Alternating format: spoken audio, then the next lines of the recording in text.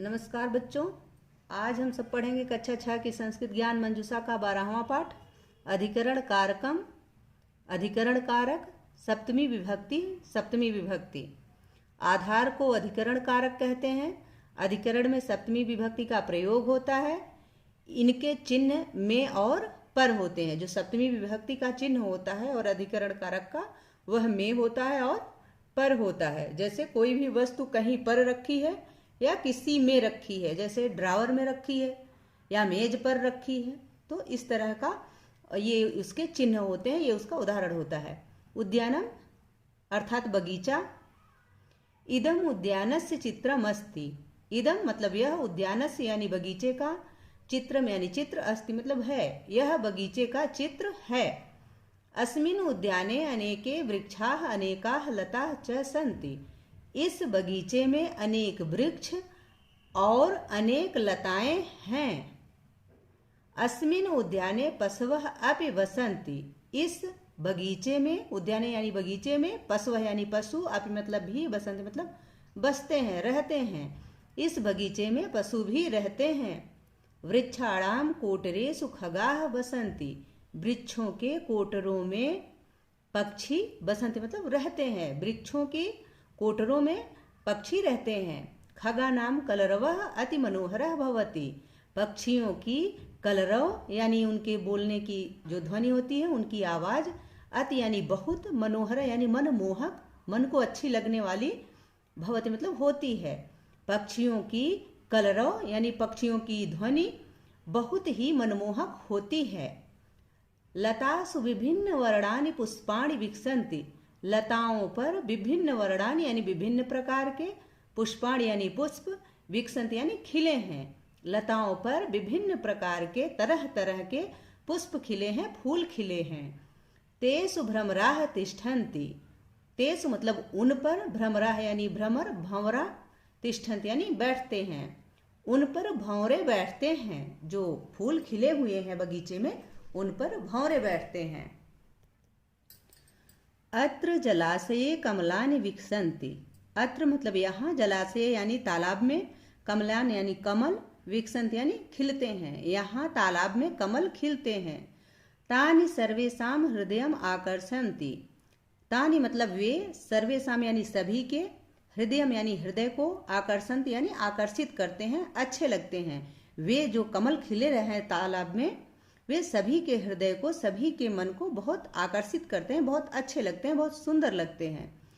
अस्य जले मीना अपि तरन्ति। अस्य माने इसके यानी तालाब के, जले यानी जल में, मीना यानी मछलियां, अपि मतलब भी, तरन्ति मतलब तैरती हैं। इसके जल में मछलियां भी तैरती हैं। अस्मिन् उद्याने तरणतालः अपि अस्ति। अस्मिन् यानी इस, उद्याने यानी उद्यान में, बगीचे में, तरणताल यानी तैरने के लिए तालाब, अपि मतलब भी, अस्ति मतलब है, इस बगीचे में तैरने के लिए तालाब भी है।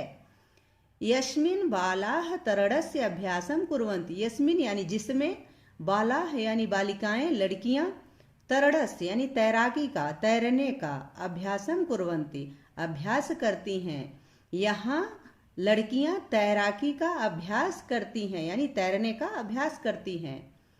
अत्र स्वच्छः ऑक्सीजन युक्तः वायुः प्रवहति। अत्र मतलब यहाँ, स्वच्छ यानी स्वच्छ, साफ, ऑक्सीजन युक्त, वायु यानी हवा, प्रवहति यानी बहती है, चलती है। यहाँ स्वच्छ यानी सुंदर, साफ, ऑक्सीजन युक्त हवा बहती है, चलती है। अत्र नराः भ्रमणार्थम आगच्छन्ति व्यायामं च कुर्वन्ति। अत्र नराः यानी यहाँ लोग, नराः मतलब लोग, भ्रमणार्थम भ्रमण करने के लिए अर्थात घूमने के लिए, आगच्छन्ति आते हैं, च और व्यायाम कुर्वन्ति और व्यायाम करते हैं। यहाँ लोग घूमने के लिए आते हैं और व्यायाम करते हैं। आशा है कि आप लोग को इस पाठ का अर्थ अच्छे से समझ में आ गया होगा। ठीक है, चलिए अब अभ्यास कार्य देख लेते हैं। ये शब्दार्थ है जो किताब में दिया गया है। इसका पहला प्रश्न है मौखिक कार्यम। मौखिक कार्य। प्रश्न 1, निम्नलिखितानि रूपाणि उच्चरत स्मरत च। निम्नलिखित रूपों का उच्चारण करो और याद करो। तो इसको विद्यार्थी स्वयं करें, इसका उच्चारण करें और इसे याद करने का प्रयास करें।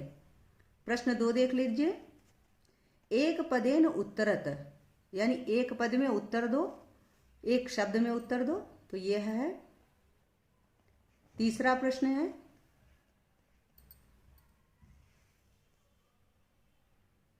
ये तीसरा प्रश्न है, इसके आगे का पार्ट आगे दिखाते हैं। ये आगे का पार्ट है इधर, और ये चौथा प्रश्न है आगे।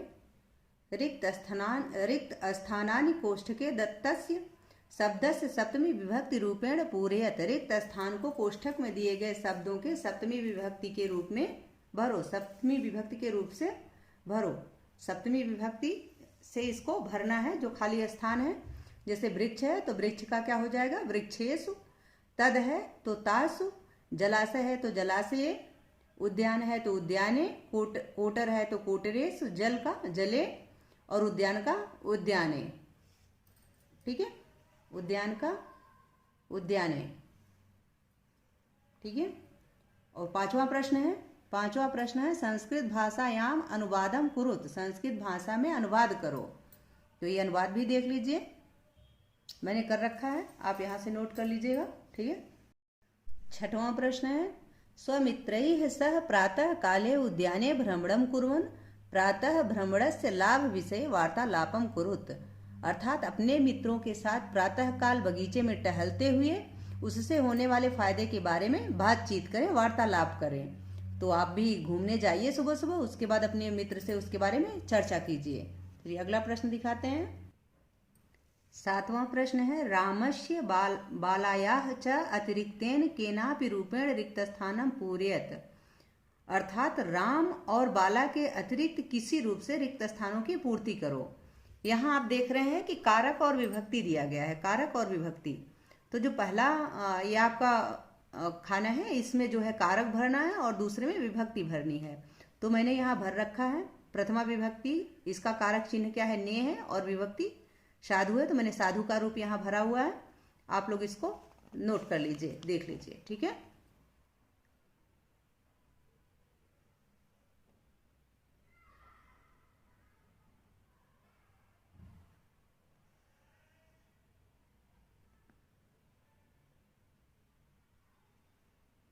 आशा है कि आप सबको इस पाठ का अर्थ और अभ्यास कार्य अच्छे से समझ में आ गया होगा। ठीक है, मिलते हैं अगले वीडियो में। तब तक के लिए देखते रहिए राष्ट्र गौरव हिंदी संस्कृत। बहुत बहुत धन्यवाद।